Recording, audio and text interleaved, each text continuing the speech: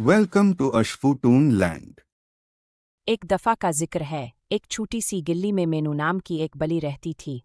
मेनू बहुत प्यारी, समझदार और शरारती बली थी। सब बच्चे इसे पसंद करते थे, लेकिन एक लड़का था, टंको, जो हमेशा मेनू को तंग करता रहता था।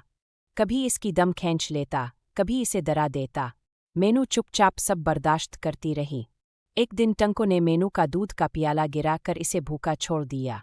मेनू ने सोचा, अब बस, अब मुझे अपना इंतकाम लेना ही होगा। अगली सुबह मेनू ने एक चाल चली। जब टंको स्कूल गया, मेनू इसके जूतों में छप गई। जैसे ही टंको ने जूते पहने, इसे कुछ गिनगैत सा महसूस हुआ।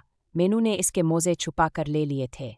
फिर रात को मेनू ने टंको के बगे में जाकर इसकी सबसे प्यारी गुड़िया को उठा लिया और इसे घर की छत पर रख दिया। टंको ने अगले दिन सब कुछ देखा तो समझ गया, ये सब मेनू का काम है।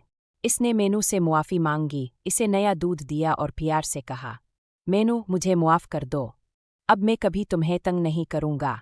मेनू ने खुशी से इसकी टांग से लगकर प्यार दिया और दोनों अच्छे दोस्त बन गए।